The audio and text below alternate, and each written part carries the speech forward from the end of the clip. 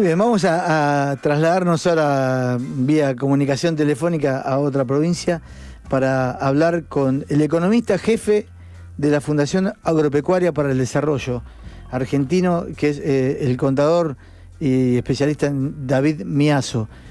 ¿Cómo estás, David? Darío Ríos te saluda. ¿Qué tal? Buenos días, un gusto compartir contigo. Bueno, estamos en vísperas ya de una elección, pero sin hacer nombres ni partidos. Hay como algunos que hablan de que la próxima cosecha salvará al país. ¿Es verdad? ¿Cómo lo ves vos que estás en el día a día? No, bueno, difícilmente una cosecha pueda salvar al país. Claramente se espera que se recupere de la gran caída que que tuvo este año y que el año que viene aporte cerca de unos 15.000 millones de dólares adicionales respecto a este año. Pero de ninguna manera creo que eso puede salvar al país en el contexto de crisis que está. De hecho, bueno, tenemos por un lado la cosecha fina de trigo principalmente, que se va a dar en diciembre-enero, que hay algunas dudas respecto a cómo va a salir por las lluvias que se han retrasado bastante, y después la cosecha gruesa de principalmente maíz y soja a partir de abril-mayo, que ahí sí se espera que eventualmente sea mejor, no porque ya se sepa nada, porque recién se está sembrando, sino por todas las previsiones de que llega el Niño y va a haber bastante agua. Es decir, se está esperando que en promedio sea una buena cosecha, excepto el trigo, que recupere bastante la cantidad de dólares y actividad económica que va a generar para el país, pero no creo que sea suficiente eso solo para salvar al país. Claro, porque muchos dicen, no hay problema, el año que viene tenemos la cosecha y ya está, pero bueno. Y también la proyección estabas hablando de siembra, ¿no? ¿Cómo viene esa proyección? ¿Se ha sembrado buena superficie, mayor, menor que otros años? Bueno, la superficie de trigo que se sembró en el invierno estuvo un poco por debajo del promedio, principalmente por la sequía, por la falta de agua. Algunos productores decidieron no sembrar, y como viene hasta el momento, parece que tenían razón varios de ellos. Y después la siembra de verano, de gruesa, de girasol, de maíz, de soja, está dentro de los promedios de los últimos años. La de soja, las expectativas es que crezca cerca de unas 900.000 hectáreas, pero bueno, son también hectáreas que eventualmente también pierden el maíz, ¿no? Porque es de suma cero, digamos, dada la superficie, o se hace un cultivo o se hace el otro, ¿no? Entonces, en términos del área sembrada, para la campaña gruesa, se está esperando más o menos lo mismo que los últimos años. Ahí vale aclarar que la producción argentina de granos está relativamente estancada, producto de varias políticas negativas, como ha sido el atraso cambiario, los derechos de exportación, las intervenciones sobre las exportaciones, toda esa combinación,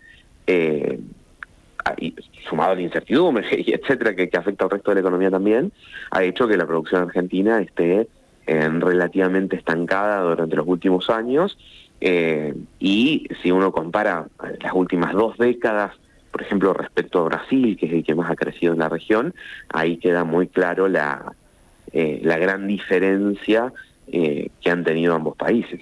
Uh-huh. Y esta política de dólar soja, bueno, y todas estas cantidades de dólares que hay, pero bueno, vamos a hablar directamente del dólar del campo, ¿no? ¿Cómo la evaluás? ¿Como que fue positiva? Bueno, todavía está vigente esta nueva etapa, pero ¿la ves como positiva, negativa o neutra, digamos?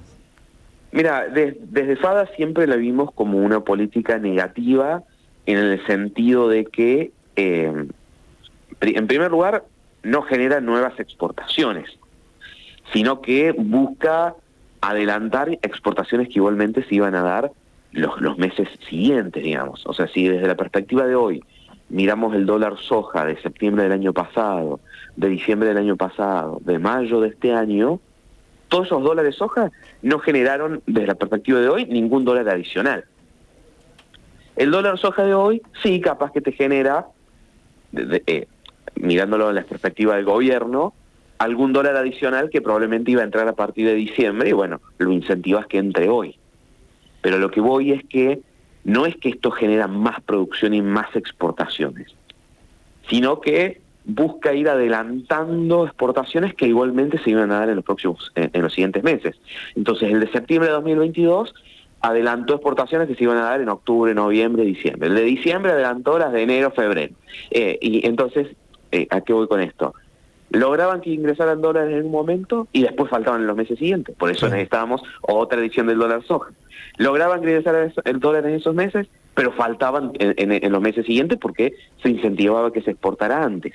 Entonces, se dio esto que, bueno, desde la perspectiva del sector agropecuario, generó mucho conflicto, porque, por ejemplo, los alquileres que se pagan en quintales de soja, con qué valor se pagaban, porque era una política de un momento, no una política permanente, gente que debía, la soja, ante la inexistencia del peso, se usa mucho como unidad de cuenta. Por ejemplo, incluso vos podés comprar muchas veces una maquinaria y deber kilos de soja o toneladas de soja, ¿no?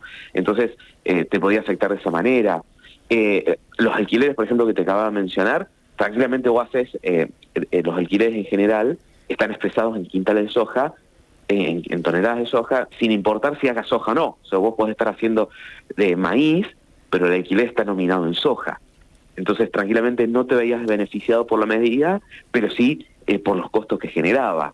Después, a los consumos, a la leche, al cerdo, al pollo que consume soja, le generabas un problema porque le estabas incrementando sus costos sin que ellos, sus exportaciones, se movieran con el mismo dólar. Entonces, generó toda una serie de problemas por ser un parche, una política excepcional, que duraba solamente 30 días cada edición, generó muchos problemas, muchos gastos, daños colaterales, digamos, en ese sentido. Desde la perspectiva del gobierno, más o menos anduvo, digamos, porque cada vez que se generó, incentivó a la venta y exportación y generó cierta entrada de dólares en ese momento, que para ese momento sirvió. Pero como te decía recién, lo único que fue logrando es adelantar lo que se iba a dar en los próximos meses, nada más. Y la última que te hago es la suba del dólar blue, ¿no? Que parece no tener techo. ¿Cómo impacta en ustedes y en los alimentos?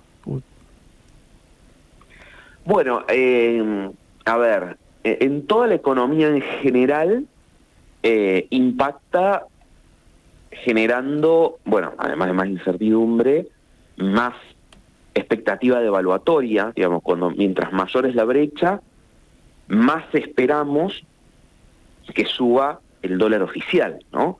Y eso genera que genera dos cuestiones: que los productos dolarizados tiendan a subir y genera el incentivo de acumular stocks de todos esos productos dolarizados, ¿no?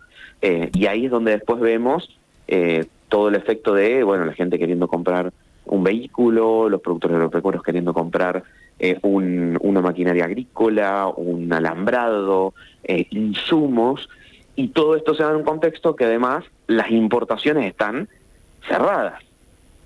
Entonces, todos estamos incentivados, porque sabemos que tarde o temprano ese dólar oficial sube, porque la brecha es insostenible, estamos incentivados a comprar productos dolarizados, principalmente importados.